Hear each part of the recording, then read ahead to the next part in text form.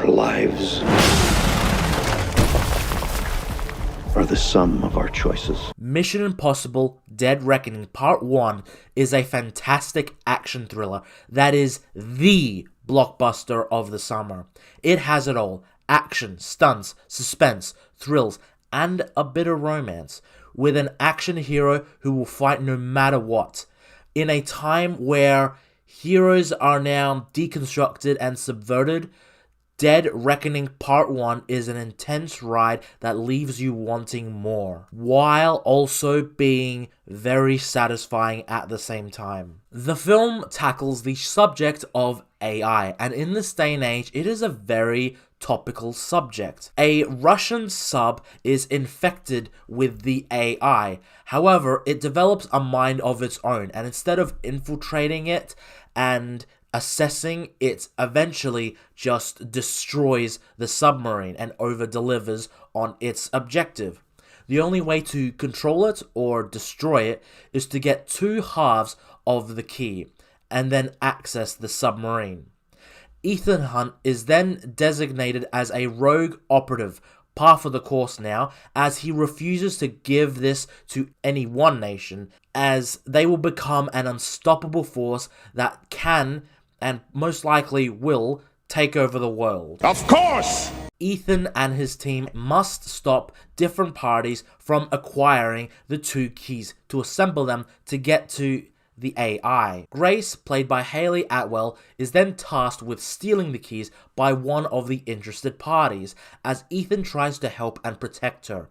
Meanwhile, Gabriel, a man from Ethan's past, comes back to haunt him, as he is the voice of the AI, as he and the AI try to stop and break Ethan at every turn, turning simple tasks into near impossible tasks.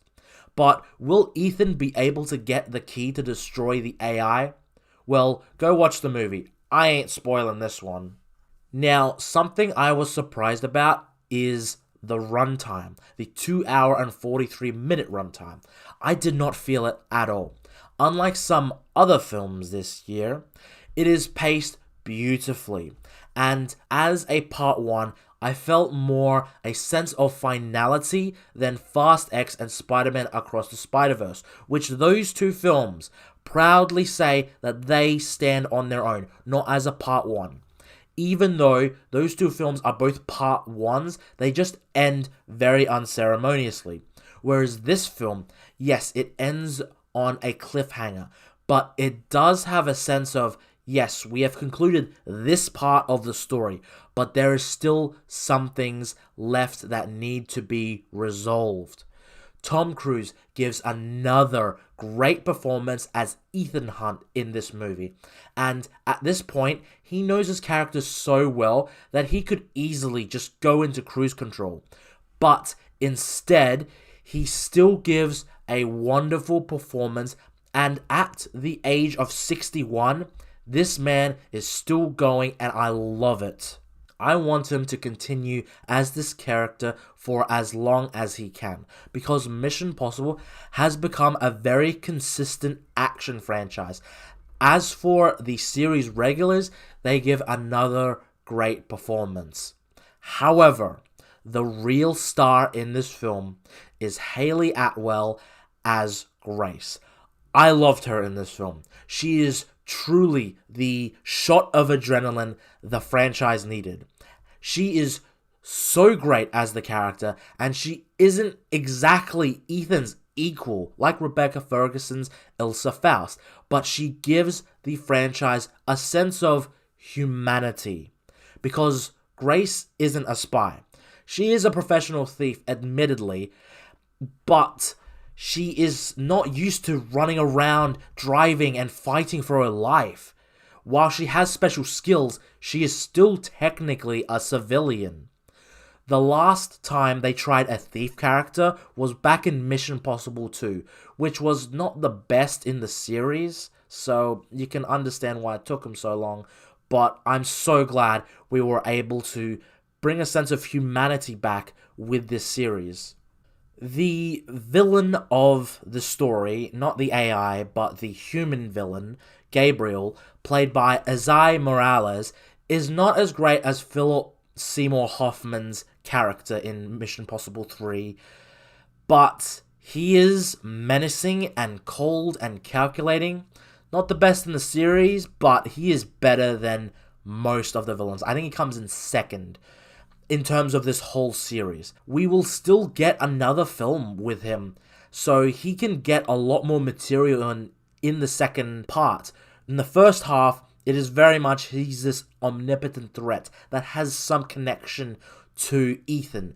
So it is most likely that in the next film, we will get some more information as to who he is to Ethan. Another standout character is Paris, played by Plum Clementieff. She is a wonderful addition to the series. She is an intimidating henchman who is very much more than your standard henchman. While she is very batshit crazy, she can be very sympathetic and you can really feel for the character. Christopher McQuarrie returns once again as the director of this film, and like before in Rogue Nation and Fallout, he delivers an amazing job in this role.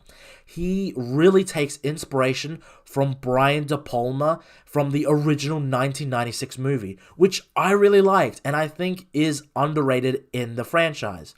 It is also fitting as one of the actors who played an important character in that film, Eugene Kittredge, returns, and it is great to see Henry Czerny return to this franchise. I was really hoping we would get him a couple of films back, but to see him return after so long in this film, it was just great to see, and his acting is still on point as it was in the first film.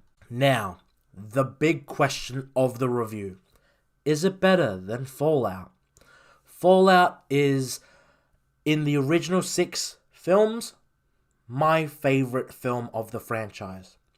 Followed by Rogue Nation and I'm going to go with the original. And my answer to that is no. But it could be. This is part 1, and it is very much determined based on the second part, as Fast X and Across the Spider-Verse proudly proclaim that they are their own standalone movies. They are judged by that standard. But this film, being part 1, I cannot judge it without the second half. However, if I were to rank this as its own movie, this comes in under Rogue Nation for me, just because that ended very satisfyingly, and it is very much first of the McHugh films. This movie is what cinemas are made for, and nobody does it better than Tom Cruise. No one. The man has made 3 amazing, well-received action movies back to back. Top Gun Maverick being his biggest movie thus far. Mission Impossible Dead Reckoning Part 2 is coming out next year, and a movie with SpaceX will come out in the future. The man is the best action star of our generation. No competition. Well, maybe Keanu Reeves, but he's got those John Wick movies, and yeah, he does a great job in those, but in terms of stunts, yeah, Tom Cruise is like the best action star, and I will say this as well. He is, without a doubt, the last movie star. A truly amazing actor who does it all for us. He wants to entertain us and show us just telling a story and focusing on the characters. The audience will love that, and people will see what the film is worth, just based on story, characters, and thrills. I hope this film makes bank, because it is worth it, and I'll definitely try to convince as many people as I know to get into the cinema and watch this movie. I award Mission Impossible Dead Reckoning Part 1 no beers. Do not consume alcohol when watching this movie. This film deserves your undivided attention, and you would be doing a disservice if you didn't watch this movie.